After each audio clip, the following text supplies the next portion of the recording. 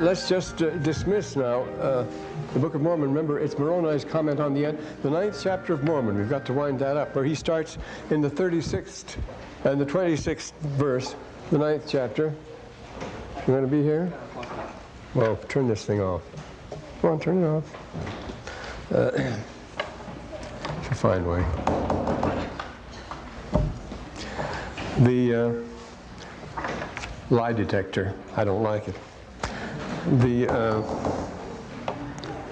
He says, no, he says that who will rise up against the almighty power of the Lord? Who will despise the works of the Lord? In the 29th verse, notice. Who will despise the children of Christ? Behold, all ye despisers and workers of the Lord, ye wonder and perish. Why that word despise? What does despise mean?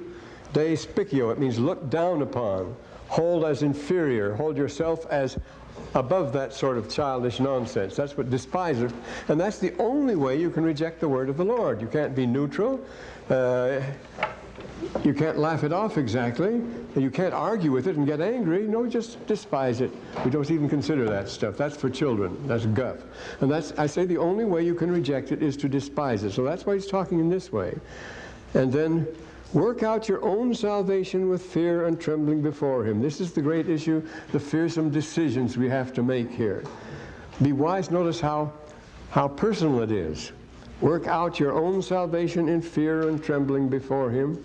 Be wise, and the opposite of despising is to be wise in the days of your probation. And then he says an interesting thing. Strip yourselves of all uncleanness. Ask not that you may consume it on your lusts, but ask with a firmness unshaken that you will yield to no temptation, but will serve the true and living God. That's an important statement there. What does it mean by consume it on your lusts? Yield to the natural man as far as that goes. What limit is there to justifying behavior as natural? Cannibalism is behavior, you might say natural, but orgies certainly are. Delight in the shedding of blood, rape, all sorts of things that excite people and get great interest in shows, games, and so forth. Those things are perfectly natural. Can you justify them? Because they're natural. They are perfectly natural.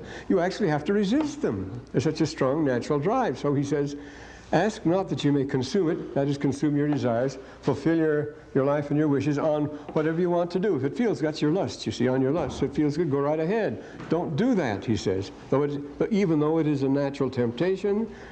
But ask, but you have to ask, you have to have support in resisting it. You must have support. Your nature isn't going to be enough to get through with it. You must have support there. Ask with a firmness unshaken that you will yield to no temptation, but serve the true and living God. You don't mitigate daily vices by visits to the confessional or the chapel or the temple or anything like that, where he says in this next verse, do all things, see that you do all things in worthiness. Your whole life. Well, there's been a lot of talking about that in the conference yesterday, wasn't it, and the day before. This very things, do all things in worthiness. I speak to you as though I spake from the dead, but I know that ye shall hear my words. Condemn me not because of mine informations. Rather give thanks to God that he hath made manifest unto you our imperfections, that ye may learn to be more wise than we have been. Notice why the Book of Mormon is also taken up with crime and folly and war. It's an account of follies and calamities. It's for our benefit, that you may be wiser. There's a way of avoiding these. He's been talking about first, you don't despise. You take these things seriously. Then you're naturally tempted. Everybody is. He says, resist that. Ask for the Lord to assist you in that, and that will go. And then you can learn from our imperfections. For heaven's sake, don't do the silly things we did. Our follies and calamities, of course, we are doing. And then he ends up saying it's in Reformed Egyptian, language which has changed completely. You see, no other people knoweth our manner of speech. Now there are a lot of problems in the Book of Mormon that should be touched on, but we don't have time for them. So I have gathered some sources and comments here, and I've got another Xerox to inflict on you. This is 8 pages long. It'll cost you around 2 bits, 25 cents for this. It's 8 pages, but we can make up the difference easily enough. But you should have this. It'll help. And I'm going to pass them around right now, and you can keep it if you want. If you bring it, if you want to keep it, you can pay 25 cents or so forth. Now let's set these around here. I don't know whether we'll have enough. We may have enough. We'll set these going here. Oh, like that. Okay. Yes, we'll pass them around. Yeah, and because there's some important notes here, this is a spiel I had to give down at Merida in Yucatan 10 years ago, But in the process, I gathered a lot of interesting notes, which you might find useful. If we run, oh, here's some more that I had from another class. That's right. And we should talk about, Brother, while we're handing those out, we can talk about Brother Kimball's thing. You notice what Brother Kimball made 3 points here? We have it. Yeah, we can pass these out too if they're not enough. But we should all note here. He starts out, where do we have this? Yes, let's put it this way.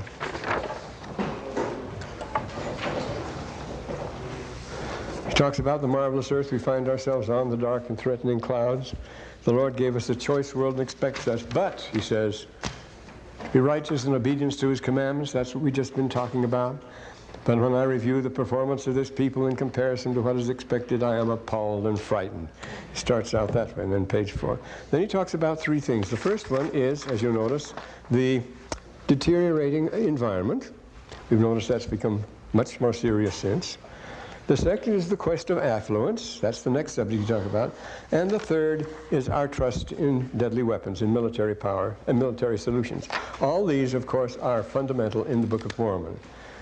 Even look how far ahead of its time the Book of Mormon was in talking about ecology, the destruction of the forest, the necessary people, use of the cement and so forth.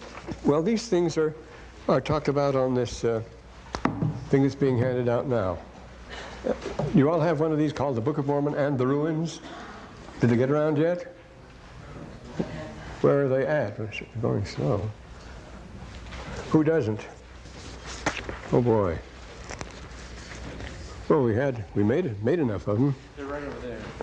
Oh, they're cruising around. They're certainly taking their time. I should have distributed them in smaller bundles, shouldn't I? Well, like this one.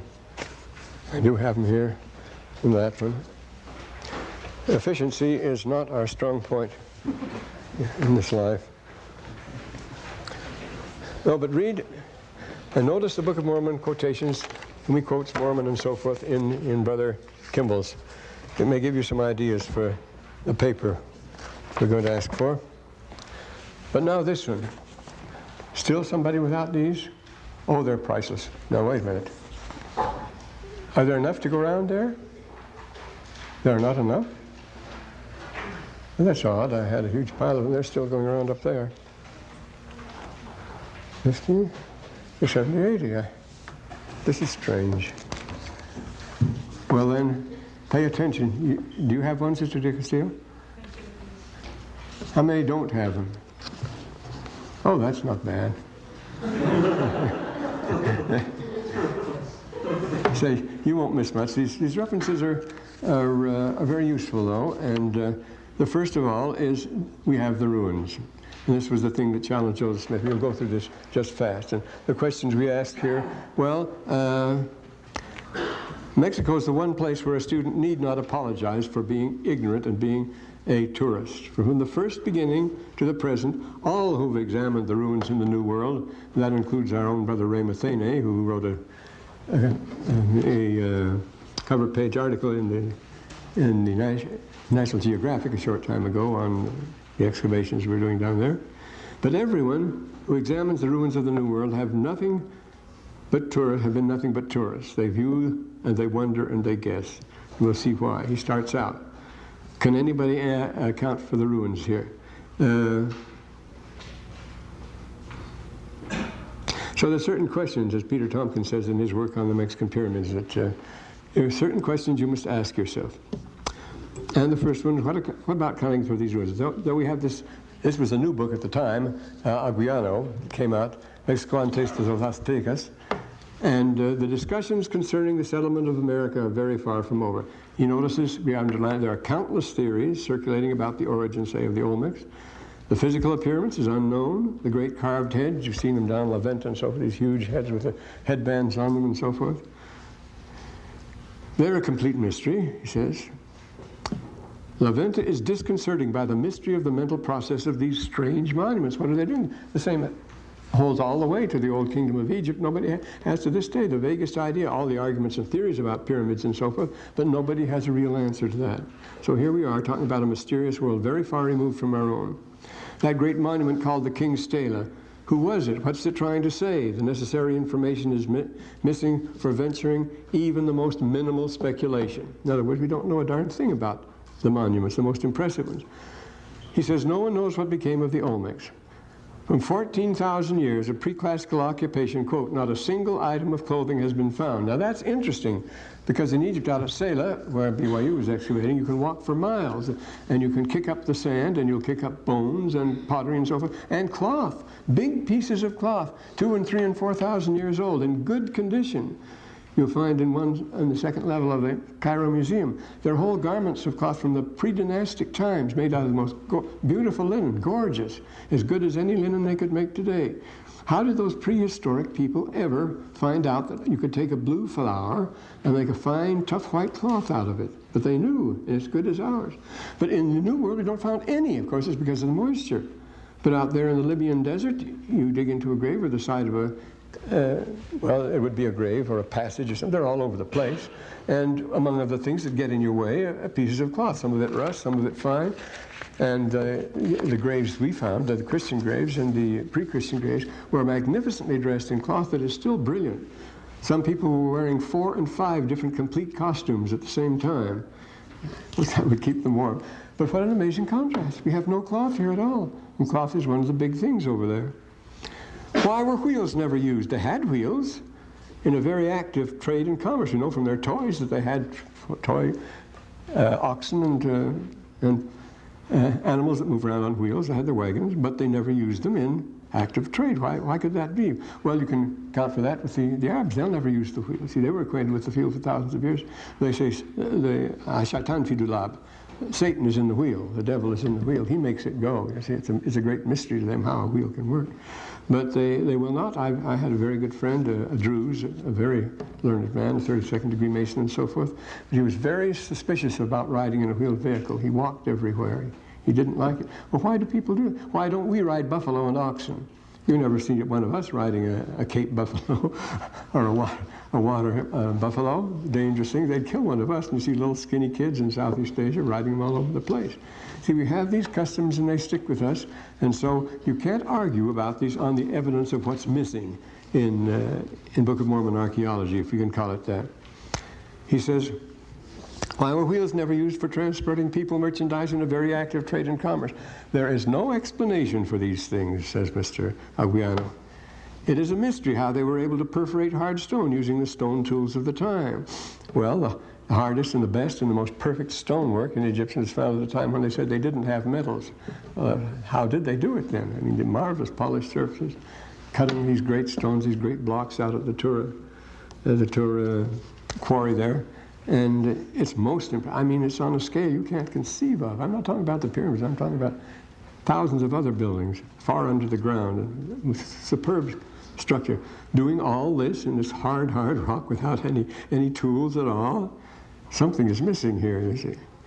But, same thing. How and to whom did the idea occur of erecting these prodigious structures? He's talking about more pyramids. Pyramids of Teotihuacan. Nobody knows. Nobody has the least idea, he says, and the same thing applies to Egypt, what a world we live in. Nor has anyone any idea what the stone mosaic faces were for, how they were able to erect an idol so huge that Europeans were unable to tear it down is a mystery. That's the thing where the Egyptians fool us all the time. Our engineers are completely baffled, and a couple of Egyptians will get to something with sticks and a little sand and do a thing that we could never do. It's a marvelous thing. They wanted to raise this gigantic statue of Ramses II up to the second floor of the Cairo Museum. Didn't know how to do it. They brought in engineers from Manchester, all sorts of tools and machinery and stuff, and they couldn't do it. And they got about half a dozen skinny little Egyptians with a big box. They put some boards around, filled it with sand, and then they started ramming with sticks. And this thing started to move. And in a couple of days, they had it up on the second floor. All it took was a few sticks and a little sand, and our engineers couldn't do it without tearing down the building. So, well, these things are quite surprising. The solution always turns out to be something absurdly simple, but we miss it. It's like the gospel there. Neither the Aztecs of the 16th century nor their predecessors knew anything at all about the people of Teotihuacan. They knew only the ruins of a fabulous city. We get that in the Book of Mormon because of the former inhabitants upon the land. And he's not referring to the Jaredites. They know about Jaredites. But complete deforestation of central Mexico, or whatever it was, you see, because of the former inhabitants on the land. We'll get a reference to that here. And various practices of building one expensive structure over another. The reason for this practice is unknown. Build a whole new building over the other one at a particular time. And the ubiquitous geometrical designs, you find them everywhere. Nobody knows for what purpose they were worked out. The oaks and the axe stone, the purpose of these objects, and so on and so on. Up to the present time, the cause for abandoning Monte Alban, the most impressive ruin of them all, next to Teotihuacan, and many other places, has not been determined. Why were they abandoned? The big thing is why it fell, why they disappeared all of a sudden. They didn't leave anything behind. This is the characteristic of the Book of Mormon, swept from the face of the land. No record of them at all. They just go. So far, Zapotec writing has not been deciphered. Regarding Mayan origins, there are theories for every taste. 3 Mayan codices. That's all we have, just 3 books, and they're still, he says, a long way from being completely deciphered. That sounds rather discouraging, doesn't it? Then we have recurrent patterns which come throughout the Book of Mormon, and here we have the classic Mayan collapse. Now, Culbert had written at that time when I gave this, had just written this book, the classic Mayan collapse, to explain why the Mayans suddenly collapsed, why these various people suddenly just collapse and go. And it was edited at the University of New Mexico, and a number of contributors wrote for it.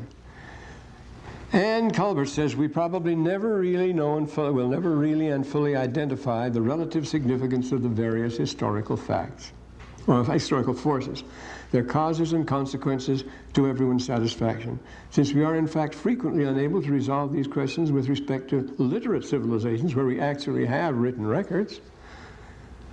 Of the recent past, archaeology cannot be expected to succeed in endeavors fraught with even greater problems, much more ancient and no writing. Succeeding fashions will necessarily favor other causes, types of explanation. The chief results will be to provide endless occupation for intellectuals so concerned. They'll go arguing this to the end of time. Egyptology has been busy for 200 years now, and they still haven't agreed on a single thing. There's not one single word, the pronunciation of which we actually know. So here you go, you see. As to the great southern collapse, no solution acceptable to the majority of students has yet appeared. So. And here's Séjourné's work, Madame Séjourné, in the universe of Quetzalcoatl. Every changing attempt to know the home of the progenitor of the Nahuatl, the culture, that's the Quetzalcoatl people, is irredeemably doomed to failure. We'll never know where these people came from, he said. And Michael Coe, who is the man at Yale, the big wheel in this field, he says, in the Mayan scribe and his world, unhappily our knowledge of Mesoamerican ethnoastronomy, that word has been garbled here, is abysmal. For this, the majority fault lies with ethnologists and social anthropologists, more involved with lightweight problems such as acculturation, the things that anthropologists like to do. Oh, they fiddle around or something. While major segments of Mesoamerican mental life perish under their very noses. Well, for 4 years at Claremont, I shared an office with Morris Opler, who was the president of the American Anthropology Association, and that's what he did. They did every Thursday night. Hoyer would come in from UCLA, and we'd have big discussions about things, and they never got any deeper than the most superficial study of, a tribal dance or something like that, and describe it. Remember what Warren Wheeler says about science really applies all the way. Science does not explain. Science only describes. You describe a thing in science, you never explain it. Just like we've mentioned that before. Gravity has never been explained. You just describe its workings. Well, now the argument of origins, which they use so much in trying to attack the Book of Mormon here. Where did these people come from? The answer is nobody knows. That's our page 2 here. And Krickenberg, who's done a lot of on Mexican culture, he says, present evidence is totally inadequate to explain how these advanced cultures rose. Did they rise on the ground there, or where did they come from? Apparently without roots. This is what he says. You see. Without any, you can't say, well, it evolved, it's evolution over thousands of years. No, the primitives are one thing, and these people are something else. And the one does not evolve into the other. There's no stage of transition visible at all. Apparently without roots, without any preparation, the earliest American civilizations appear ready on the scene. In Mesoamerica, the Olmec, in the Andean land, the Chavin, these remarkable phenomena can perhaps only be explained satisfactorily by assuming one or more drives influenced ancient Americans from the outside. Otherwise, it's difficult to understand how primitive conditions, which varied little during 15 to 20,000 years of persistence, could suddenly experience a violent surge of progress, passing through a whole scale of advanced culture to a full-blown civilization. Such a thing is utterly out of the question. Of course, they're migrants. We know there's much more migrating in the ancient world than we ever believed before, but the Book of Mormon tells us that. Such a thing is, well, of course, the Book of Ether, which we come to next, is a prime example of how such a thing can be brought. Such a thing is utterly out of the question in the case of the two oldest American civilizations. All of a sudden, they are simply there, he says. Well, how do you account for that? You see, 10 guesses. Somebody must have brained it, eh? Most obvious thing in the world. Until the present time, he says, the archaic and Olmec antiquities are the oldest remains of the former inhabitants of central southern Mexico. Where do we trace them up? Where do we look for them? In Utah, of all places. Excavations in Utah, Colorado, Arizona, and New Mexico reveal two higher cultures, the Anasazi, we all know them, and the Hohokam of the Gila River and Salt River and over in Mount Graham Stake over there. They were the basket makers without bow or the tomahawk or pottery. Well, what did they have? The predecessors of the Pueblos, they also occupied northern Mexico from 100 to 500 AD, but it is, of course, completely unthinkable that as these civilizations suddenly emerged to speak out of nothing, so to speak out of nothing, which is what amounts to if one takes the primitive culture forms of the Cochise and the basket makers levels as out of nothing in question. They were the ones. They are Paleolithic, he calls them. There are Paleolithic finds in Oaxaca, Yucatan, Guatemala. The Paleolithic, the oldest form, the most primitive stone forms of all. The trouble with them is they're the latest. They come last. It's the same thing in Egypt, too. You get Achalaean, Chilean, Abivillian points, all sorts of Kudupang and so forth lying around on the ground. They're the last things to be made. They come at the top of the strait and not at the bottom where they should. Yes?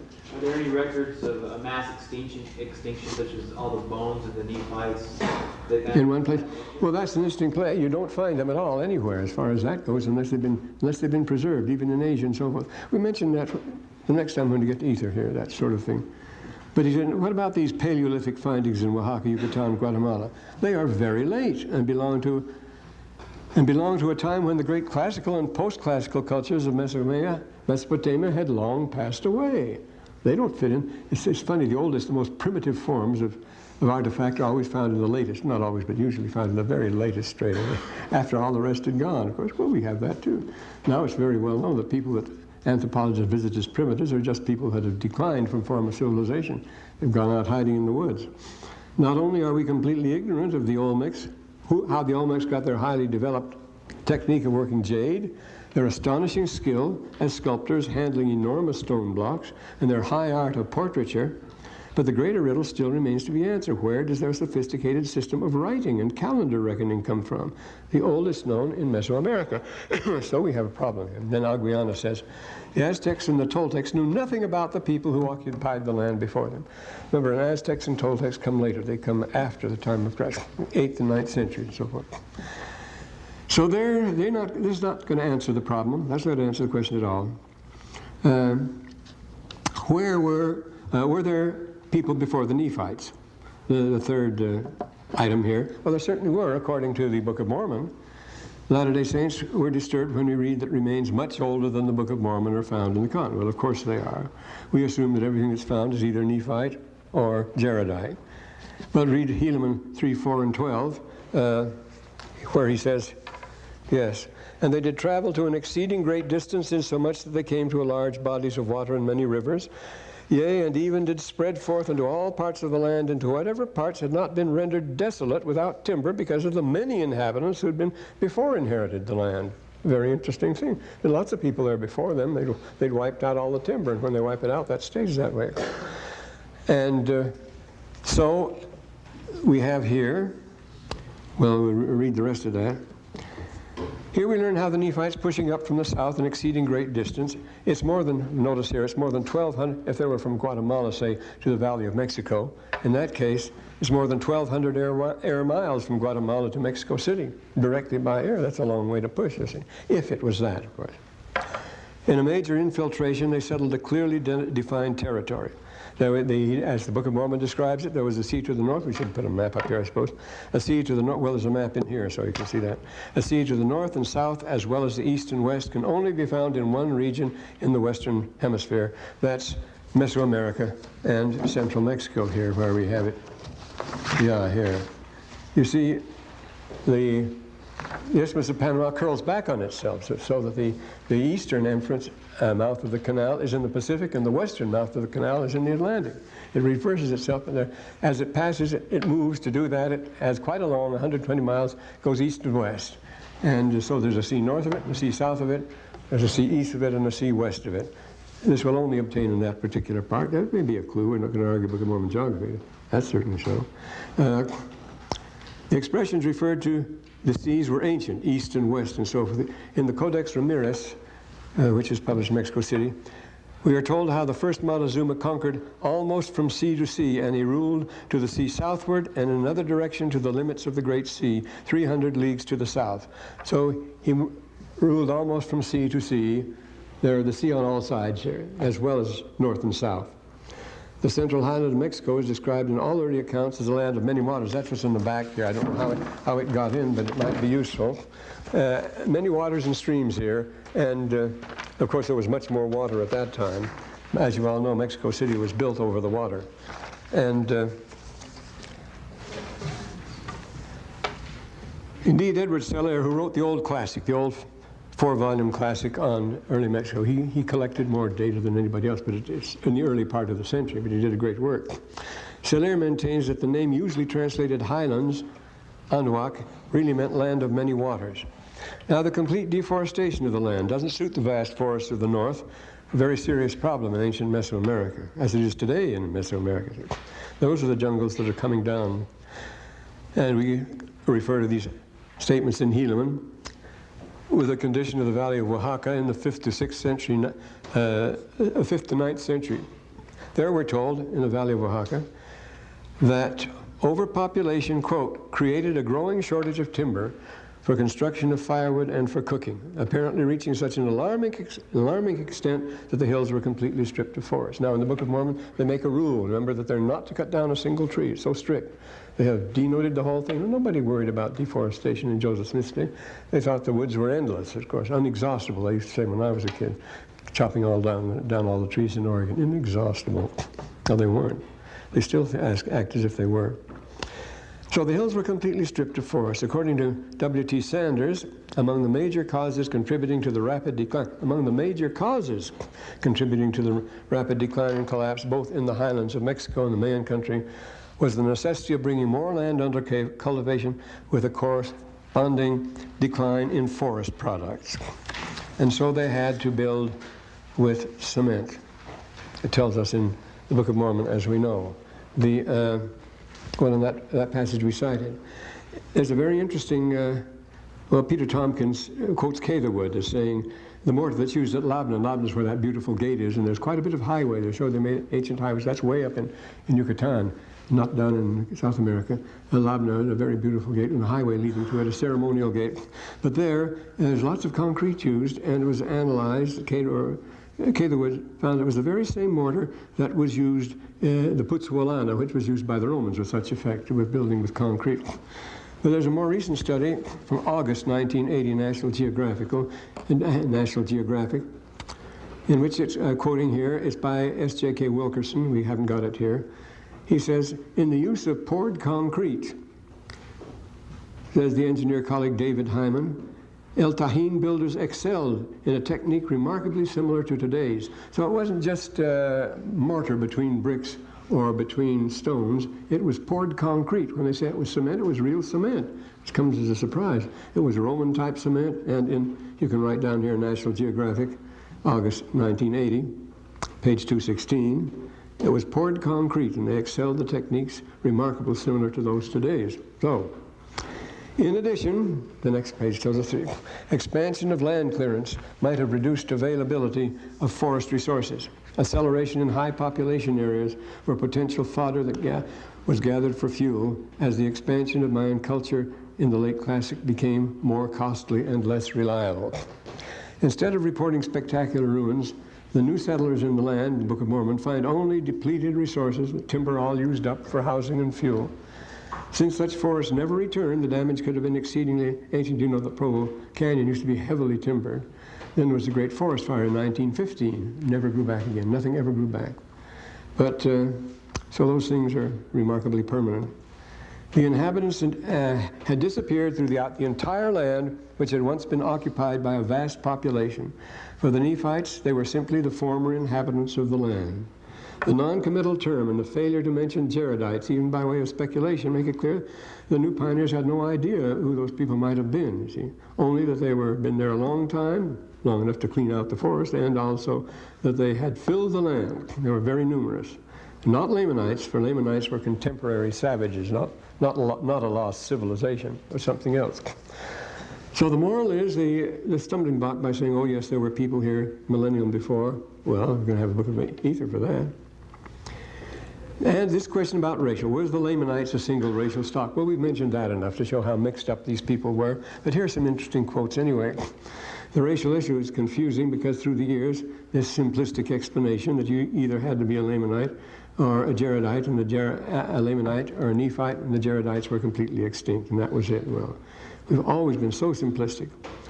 On the other hand is the equally naive doctrine that everything that ever came to the Western Hemisphere entered by way of the Bering Strait.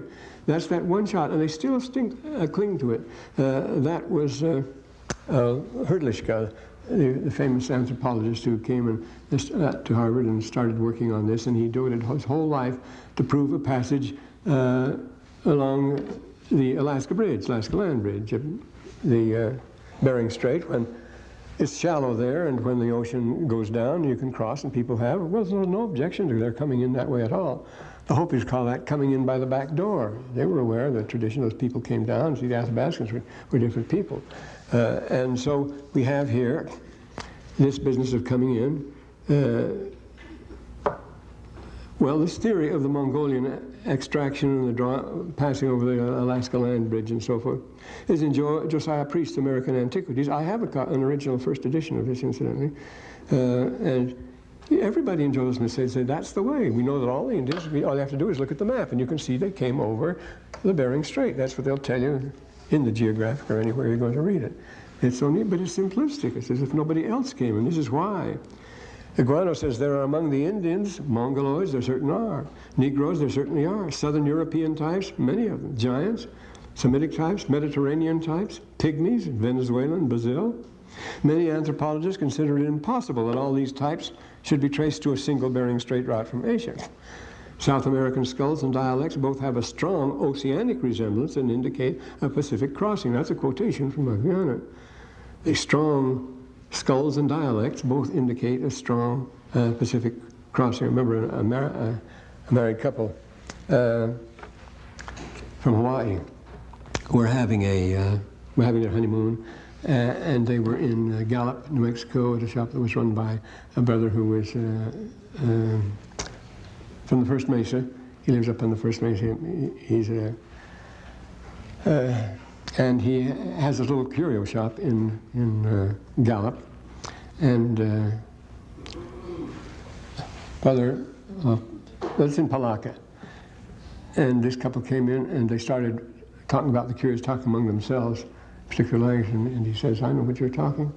You don't know what we're talking. He says, yes, it's the same language we have. And he was talking, it's our secret language. He says, we call it Iowa. We said, that's what we call it too. Where did you find it?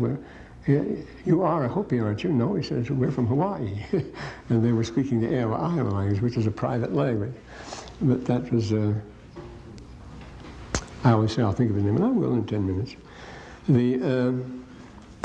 So, the two main native traditions, this is what the famous Edward Salar says, the two main native traditions have the ancestors coming from the sea by east and from west by sea. They all agree that their ancestors came in boats. Well, if they keep saying that, shouldn't we pay some attention to their traditions?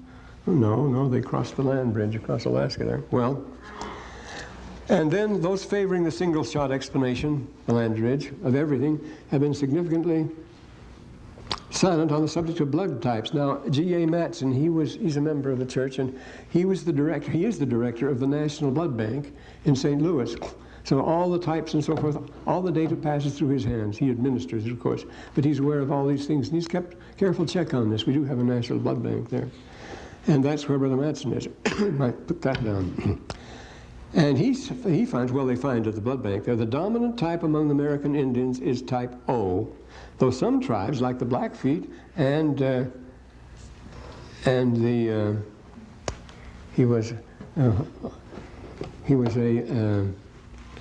it's a very simple name.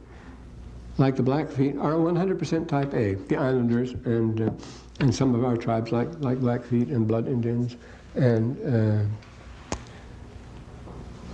as are the Hawaiians. They're also type A. Now Mongolians, on the other hand, people tell us that Indians are all Mongolians, are almost exclusively type B, and you won't find type B among the Indians, very rare. And if there's anything that's conservative, it is duck lice and blood types. Those things never change through millions of years, they tell us. So this should be pretty well settled. It's a question of race, if the issue hadn't been carefully avoided. They never mention that blood type business, that you almost never find a blood type B. Though there were Mongols came up from the north, there's a mixture there.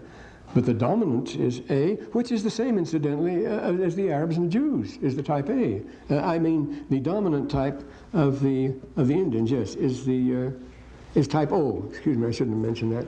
The same combination of O and A is found in the same proportions among the Arabs and Jews as is found among the Indians. I mean, we're talking about proportions here, roughly, proportions. But the one thing that's missing, of course, is the Mongol type, which is exceedingly rare, the type B. The very difficult name I was trying to remember was Tiwa.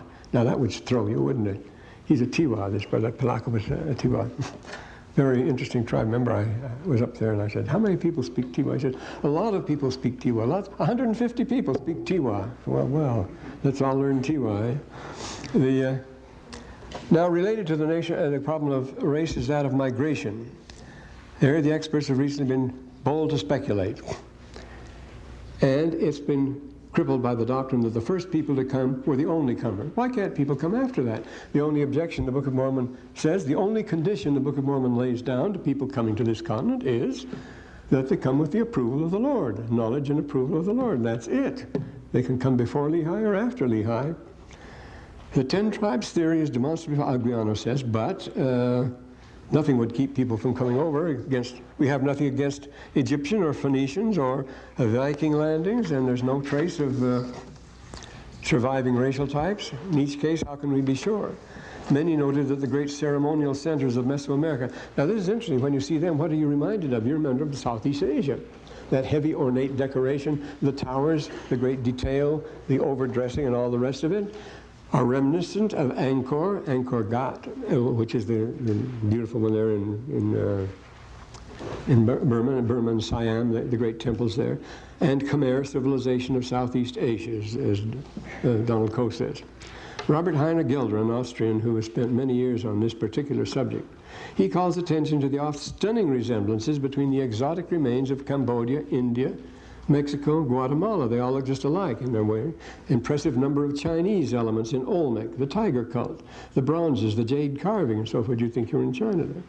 Contacts must have been by sea, not directly across the Pacific, however, but using the Kuroshio Drift, which follows along the coast. Remember, the shortest distance between Japan and California and the Channel Islands of Santa Barbara is a great circle inside of land all the way. It's the shortest distance. And many junks have drifted there.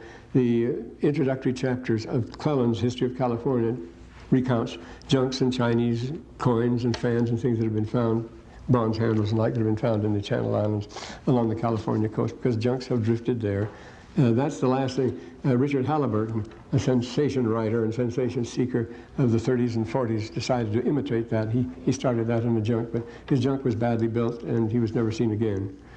He was going to follow that drift to California, and the people were all waiting, but the ship never came in. Oh, long, long may the ladies sit with their fans into their hand before they see Sir Patrick Spence come sailing to the land. Well, not him.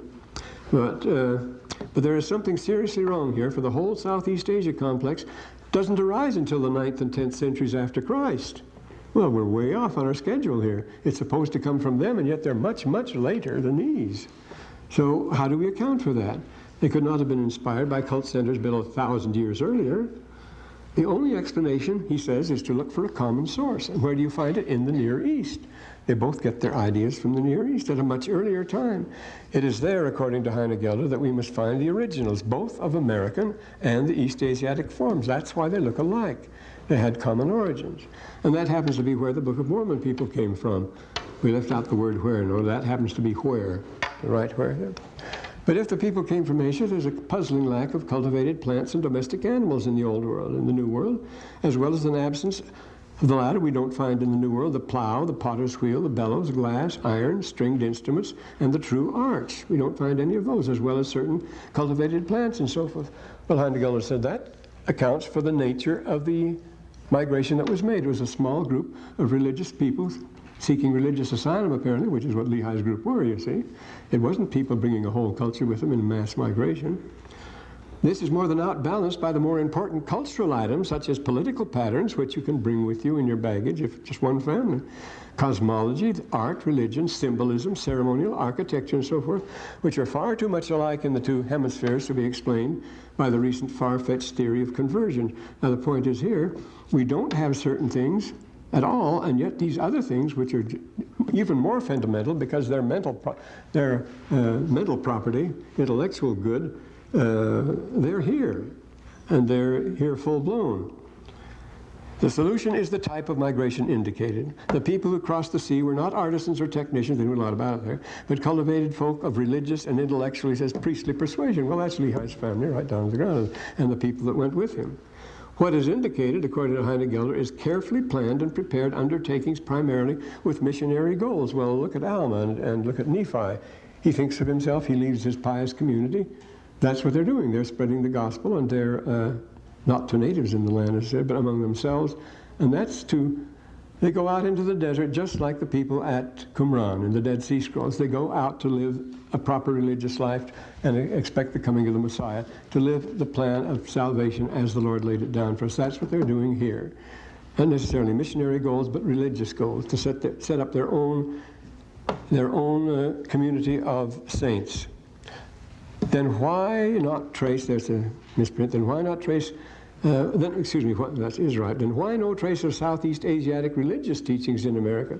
Why no Hinduism and Buddhism? The answer again is to look to the Near East, where the Spanish priests and Puritan divines instantly detected so many resemblances to the Old Testament all over the place. And things were very different when they first came here. Things had a different appearance. Judging today, you'd never guess it, but everyone was so enormously impressed by these are just people living just like the Jews and so forth. They even thought they spoke Hebrew.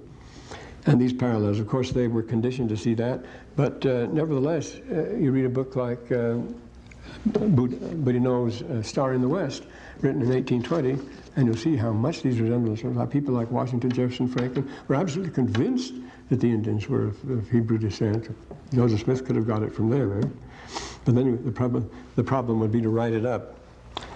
Well, we give some examples here from the Mississippi Valley. Holmes collected extensive parallels from Mississippi Valley to Mexico and Mesoamerica. He showed at the time of the conquistadores there was a massive movement of tribes from the north to southern United States. They're moving again, just as in the Book of Mormon, that massive movement toward the north and east.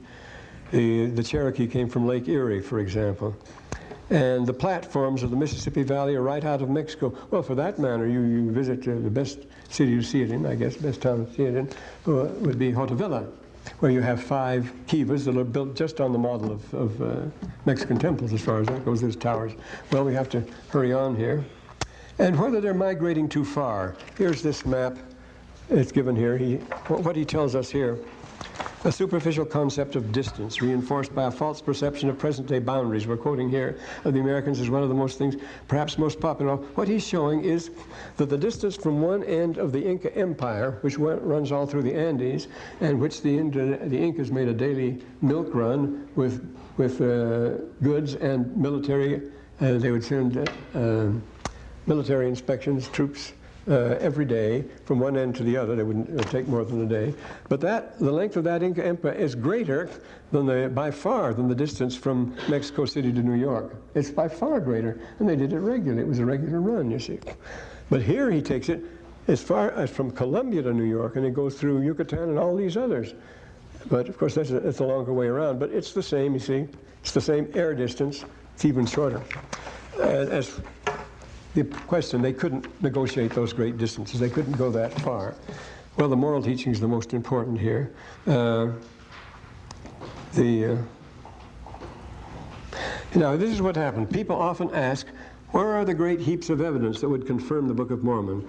And as Bullard says here in Culver's book, the old classical culture with its social controls was completely sundered and swept away. That's a favorite expression in the Book of Mormon. You see, they shall be swept away as soon as they are ripe in iniquity. They shall be swept from the face of the land. Post-classic is a new chapter, indeed, if not indeed a new book. The fabulous cities were totally and finally abandoned, to say. Not only the Maya country, but the Atlantic coast, Oaxaca, and central highlands of Mexico were all deserted at once. This is an astounding thing to tell us. Ether says, whoso should possess this land should serve him the true and only God, or they should be swept off. And it is not until the fullness of iniquity among the children of the land that they are swept off.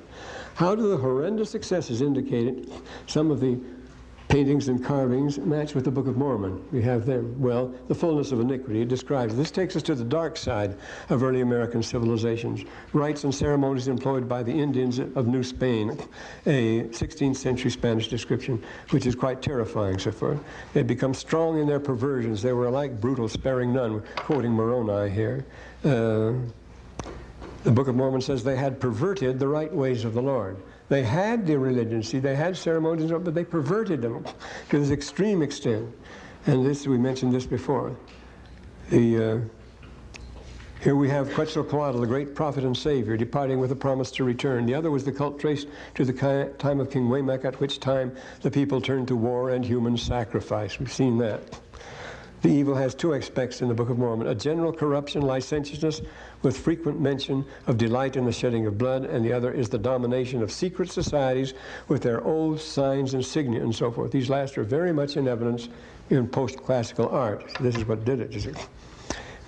For example, the vast display of overwhelming symbolism, especially the lion or jaguar, the eagle and snake motifs, they are society members. They are various clans which subject everybody to terror, and these still exist among certain Indians. In the Book of Mormon, the ubiquitous eagle, lion, and snake motifs are only hinted at, but in the correct context. When Nephi tells people on how upon the wings of the Spirit hath my body been carried away upon exceeding high mountain, my eyes have beheld great things, yea, even too great for man, therefore I was bidden that I should not write them. It was not permissible.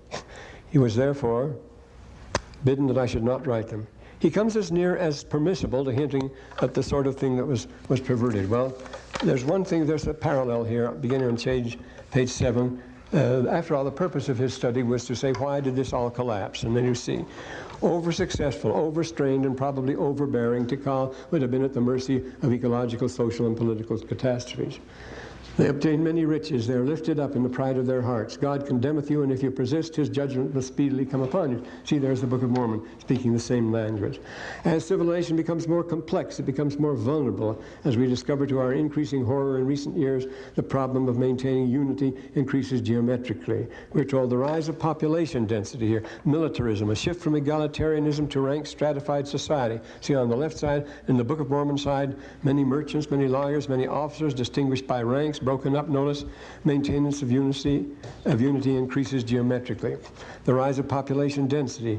There began to be a war between the Nephites. The people became as numerous as the sands of the sea, and there began to be a war between the Nephites and Lamanites. And notice he says, militarism, a shift from an egalitarian to a ranked and stratified society. And, well, the Book of Mormon says there were many officers and people began to be distinguished by ranks, and thus there began to be a great inequality, insomuch that the church began to be broken up. And so it goes. All of these are matched here. Increasing distance between the peasant and noble. And thus, says Alma, we see how great the equality of man is because of sin and transgression. Will ye persist in supposing that ye are better one than another? And then migration. Peasant dissatisfaction permitted the breakdown of political system. They got more than they could take, and they would simply migrate. And Alma says, we who are despised, I shall stir up to insurrection. I do not fear power authority. And so we go on these parallels. You may check them and find them very instructive. Rivalry over trade, commercial war. And we had free intercourse to buy and sell, but to get gain, they began to commit secret murders and to rob and plunder. See, it worked fine, but at the top of page 8 here, Then a general summary, a sharp differentiation, a class of bureaucrats, craft specialists, integrated and elite level, signs of regionalism, fighting among cities and intercities. Helaman says, there were wars throughout all the land among all the people of Nephi, and there's great swellings and envyings and strife and malice and persecution and murder. All these things, this is the way this book accounts. All these people, they sum it up. This is what accounts for the disappearance of these people, and it's exactly what the Book of Mormon says happened, right down the line at every point. We don't have time to analyze this. We'll try to get to the... So if you have 2 bits, if you don't bring it back, and that's fine, we can use them again.